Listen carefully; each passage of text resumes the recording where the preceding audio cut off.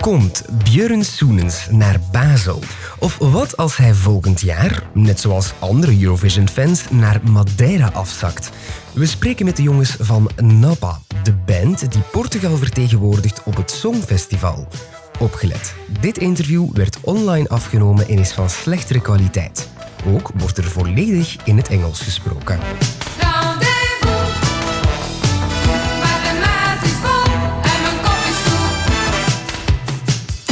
Hi guys, how are you? Hello, we're fine, and you? I'm fine as well. It's Eurovision month. I mean, who is sad during Eurovision month? But let's first talk about something very important because, Red Sebastian is not the only one with Belgian connection on stage. That's true. My father-in-law is a famous journalist in Belgium, Björn Soenens. Yes. Yes, he's very known because he used to live in the USA. Now he's back in Belgium. But how's your connection with him? Is he a good father-in-law? Yes. Of course. I really like him. I know him through my girlfriend, of course. He's the father of my girlfriend that I met in Madeira 9 years ago. And we've been together ever since. Now she lives in Lisbon. I know him since then, and we had a great connection. I don't know, since meeting, because we also shares common interests in art and culture and politics, and it's really fun to talk to him. He's a really interesting guy. He knows a lot about a lot of stuff, and I always learn something from him. But the big question is, have you been to Belgium then already? Yes, of course. I have lived in Belgium actually in 2018. Okay. I lived there for 6 months in Ghent. In Ghent, wow. I know a little Dutch. Okay, so actually you are ready to come to Belgium to do a tour in Belgium. Because, of course, you're hot news in Belgium. I think there are not that many artists right now from the Eurovision Song Contest that are talked about in media. But because of your connection with Björn Soenens, which is a very famous journalist in Belgium, everyone is talking about, someone Björn Soenens knows is on the Eurovision Song Contest. So how do you think that would have an impact on the points, the results? I don't know. I'm really glad that he has the support for me, and knowing him, I know if he didn't really like the song, he wouldn't support me this much. So I feel it's a genuine support, and I feel this could make a difference in the Belgian vote, because a lot of people now know the band and know that through him, maybe people that like his joke trust him and will listen to the song and like it, I hope. I think it can make a difference, but it was not something that I asked him to do, so he did it by himself. It was really cool to see his support. Okay, so maybe let's make the agreement that we give you enough points to reach the final, but that you take Red Sebastian with you. I like that. I like that agreement. I don't think there are many artists from Madeira that made it to the Eurovision stage, isn't there? Well, yes, we actually had only one made it to the actual stage, because the other, which was Vanny Fernandes in 2008. Okay. With the beautiful song Senhora do Mar. But after that, we had another Madeiran singer who won Festival da Canção. But sadly, it was in 2022. Yeah, COVID. So there was no Eurovision at all. Yeah. But that... Elisa, that was Elisa. Elisa Silva, yes. And we had a long time ago. Yeah. Sergio Borges, he won in 1770, and there was no Portugal in Eurovision that year. So we're the second from Madeira to represent our island in the Eurovision stage. Yeah, beautiful. Well, the next question is, of course, the question, if you win, would Madeira be able to host the Eurovision Song Contest 2026? We don't want to think about winning at all right now, but Also, it would be a beautiful party. Of course, Madeira is a very fun island. It would be a great place to host the Eurovision. I don't know if it has the infrastructure for that, the facilities, but well, Yeah, you will make it work. Place that is really possible in Portugal is Lisbon. yeah, But not a port. if we win, that is almost it's a thing that we are not thinking about right now. We'll think about it then. Yeah.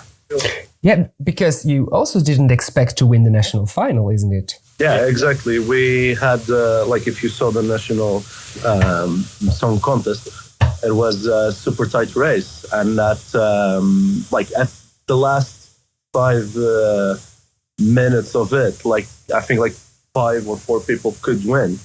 And we were blessed to be the ones picked and entrusted by the Portuguese people to represent in the Eurovision. But yeah, I think that shows the quality of the Portuguese song contest, because if it was just one single front runner, it wouldn't be as fun, or they would show that there was one standout. In this case, there was 5 or 6 standouts. And also we had a pleasure to share the first place with the Villarinho. We won because of the tying process, because we won the televote. So I guess that shows how the effort that the national TV puts into having nice artists for Portugal, and then whoever wins represents in the Eurovision. But Portugal comes first. Yeah, because what a lot of viewers do notice is that Portugal every time sends songs that are very intimate, very calm, but you always work it out on that big stage. What's the secret behind it? We try to bring authentic music and music that means something to us, at least this year with our entry. It's a very real story, and a song that before even being considered for Festival da Canção or Eurovision was a song that Guilherme wrote talking about our story, and it is something that it means a lot to us, and it's a story that a lot of people identified as well. So when you sing about something that means something to you and the music with a lot of meaning, it's easier to convey the emotion that we want to convey on stage. So bringing that feeling to the stage, and also being a band and being used to play live concerts and having that energy on stage, I think that's kind of the recipe for bringing authentic music to Eurovision and have fun with it. But also, since you mentioned the Portuguese style songs in the Eurovision, I feel like we all feel so lucky to be part of this, because clearly Portuguese music has made an impact on the Eurovision stage. For example, this year on the little bit more covers, you have 2 countries that covered Portuguese music. The Zivkoblad covered Amar pelos Dois, and Latvia covered Saudade from Mars. So I feel like that's such a compliment on how Portuguese music, even though it is sang in Portuguese, everybody understands it. Yeah. So I feel like it's great.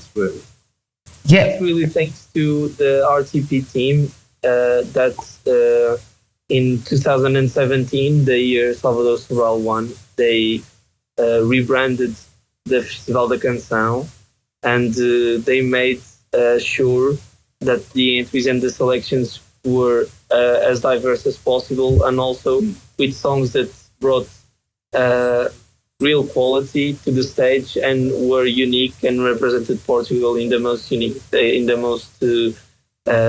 unique way. So that's thanks to them also. Yeah, and what I also think is very cool is that you're officially an indie pop rock band, but in Belgium, that genre, a lot of people in that genre stay away from Eurovision because they can't link it to each other. Why do you, with your band, think that Eurovision is so important for artists? Well, to be honest, it wasn't a thing. Eurovision wasn't a thing that that we paid attention a lot, because we also had. It's true. Everywhere has that little stigma of Eurovision is this and that is the fireworks.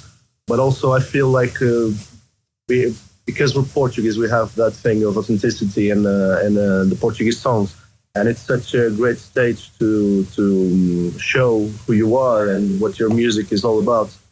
And also, I feel like it's an honor to win the Portuguese song contest. And when we won, I in the first interview we gave, I said, like, I hope this is a moment that the other bands can look and say, like, okay, Portugal is also indie pop. It's a big part of the culture, so it should be represented on these big stages. And it is such a big part of the music scene right now. And we have so much quality in that genre in Portugal that it's almost stupid that we don't have that represented in the Festival.be and the Eurovision.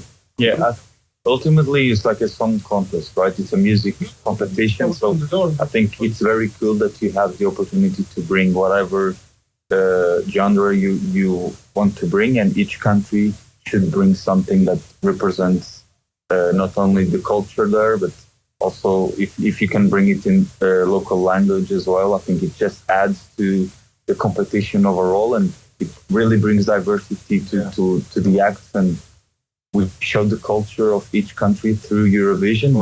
Of course, the exposure that we have to the European crowd is something that we can never imagine having back home and having in our own bubble and our own country. So it's a great thing to see, and we are very happy to bring something Portuguese to such a big stage and such a big crowd. And what after Eurovision? Because of course now we've got Eurovision, but are you planning to tour more about around Europe, or what are the plans? Yeah, we have. I feel like we're looking more into Portugal because that's where we play, where we go to concerts. Actually, and the week that we arrived, the weekend after, we have this big university festival, which would be a nice contrast from the Eurovision. Yeah.